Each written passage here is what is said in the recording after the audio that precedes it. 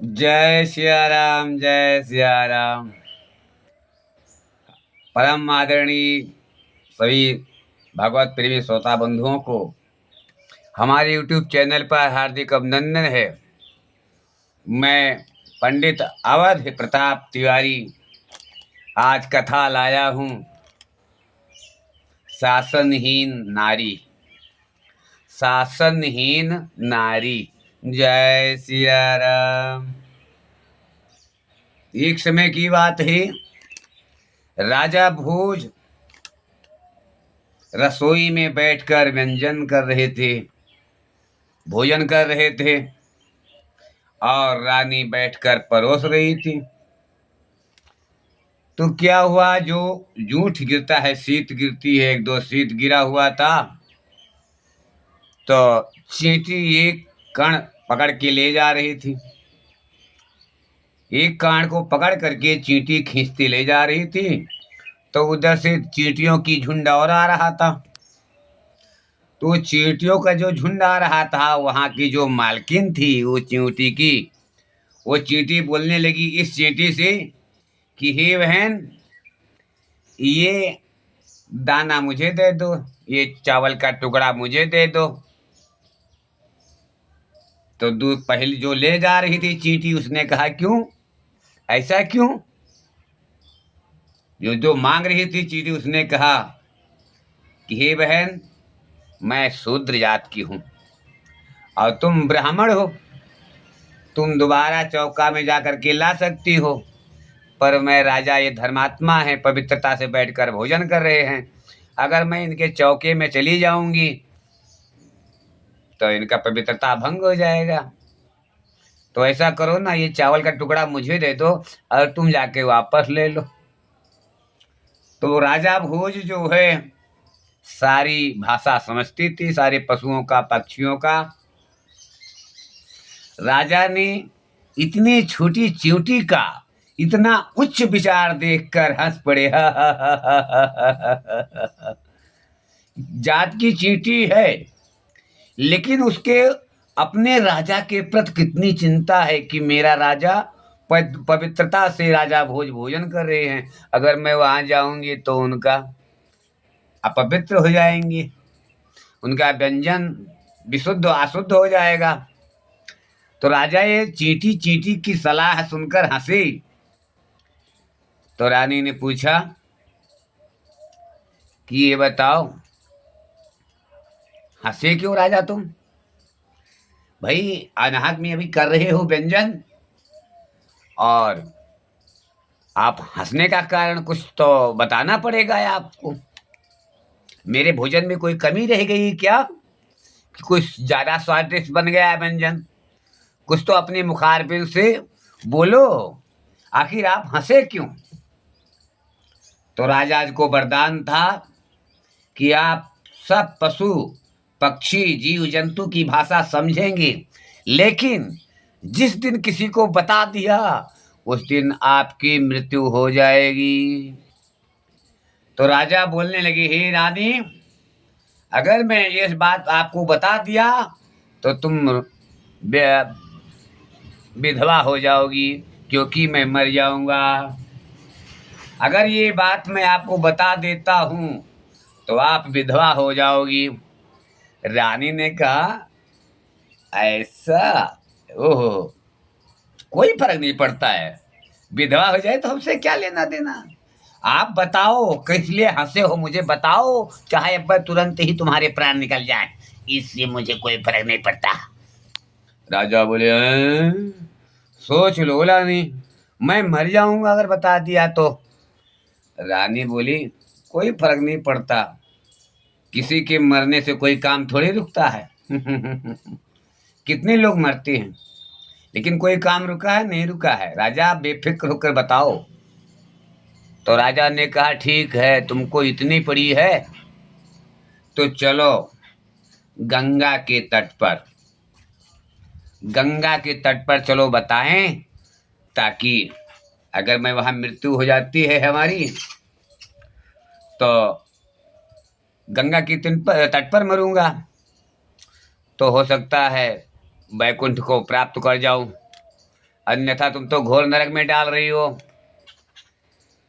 रानी ने कहा, तो इसमें क्या संदेह है, रथ निकाला जाए। मंत्रियों से कहा गया और रथ निकाला गया। रानी भी बैठी राजा को लेकर के, कहीं चलो बताओ हमें, चाहे अब उछिन रह जाओ, जैसे हमसे मतलब नहीं, आप भाषो काहेगा ये हमें बताओ।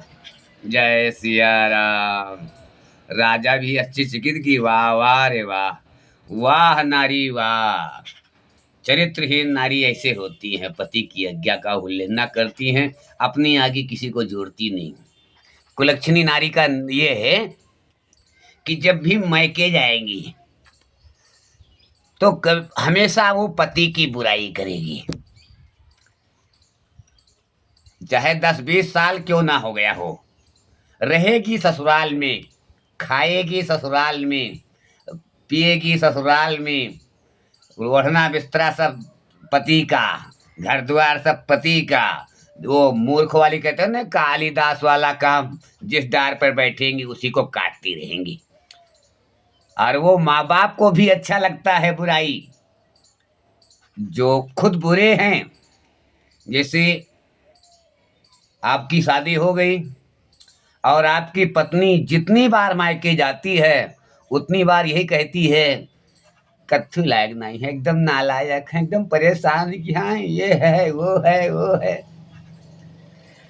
तो घर वालों को सोचना चाहिए कि बहनी तू बार बार बुराई कर रही है, आखिर तेरे अंदर क्या अच्छाई है, तू कैसी नारी है, कैसी औरत है जो पति को बस में नहीं कर पाई, चली संसार को बस में करने। अरे वो माँ बाप भी कुलक्षणी हैं, वो खुद बिगड़े हैं तो उनके औलाद तो बिगड़ेगा। आखिर जिंदगी उसी के साथ बीत रही है और बुराई भी उसी की हो रही है। यही कुलक्षणी नारी का चरित्र है। जय सिया राम। अब राजा भोज जो है नदी के तट पर पहुंचे, गंगा नदी के तट पर पहुंचे और पंडित जी से बोले कथा वथा सुन लूं थोड़ा, क्योंकि अभी मरने वाला हूं, लाओ बचिया वचिया छू लिया जाए, ताकि मरने के बाद कहाँ बचिया छूने का मौका मिलेगा, क्योंकि मुझे श्राप है, अगर मैं बता दूंगा तो मैं मर जाऊंगा। तो राजा भोज पंडित को बुला करके बछिया छूने लगे कि बछिया छू लेन जाए, बैतरनी जो जाना है उस पार जाना है। इतने में क्या देखा, एक बकरी और एक बकरा नदी में हल गए पानी पीने। तो थोड़े ही पानी में हली बकरी और एक कमल का पेड़ लगा हुआ था, पुरैन का पात, उस पुरैन के पात के ऊपर कमल खिला हुआ था। उस कमल को देखकर बकरी बोली अपने बकरे से, ए पति देव, वो फूल कमल का लाद के दो ना, मैं खाऊंगी। बकरा बोला, देखो धारा है, अगर वहां मैं गया तो मैं बह जाऊंगा, मैं बह जाऊंगा, मर जाऊंगा। तो बकरी बोली, अरे तुम बह जाओ तो कोई फर्क नहीं पड़ता, तुम लाने से पहले मना कर दिए हो। तो बकरे ने बकरी को मूड़ी से मारा, कहा अरे मैं राजा भोज हूं जो पत्नी के लिए अपना प्राण त्यागने जा रहे हैं, अरे मैं राजा भोज नहीं हूं, मैं बकरा हूं, तुमको इतना मूड़ी मारूंगा, इतना मूड़ी मारूंगा, मार मार के तुम्हें मार डालूंगा। मुझे राजा भोज समझ रखा है क्या, जो एक चरित्रहीन औरत के कहने पर अपना प्राण त्यागने जा रहे हैं। राजा भोज सारी बात सुन रहे थे, बकरी की बात सुना, बकरी की बात सुना, उनको दिमाग आ गया, भेजे में दिमाग घुस गया। उन्होंने घोड़े वाले रथ वाले से बोला, ए घोड़वान इधर आओ। बोला हाँ सरकार, क्या बात है। कहें अपना चाबुक मुझे ला, वो जो घोड़े को तुम मारते हो चाबुक से, वो चाबुक मुझे ला, इधर ला, जल्दी ला। तो दौड़कर वो तो घोड़वान सोचा कि लगता है राजा मुझे मारेंगे, कुछ गलती तो हो गई मुझसे, लेकिन भाई राजा का आदेश है, घोड़वान को तो चाबुक देना है। और चाबुक पाते ही राजा ने आओ ना ताओ रानी को 4 चाबुक पिछवाड़े पे लगाया, कहा दुष्ट औरत, जब तू मुझे नहीं है तो मैं तुम्हारे लिए क्या जीना।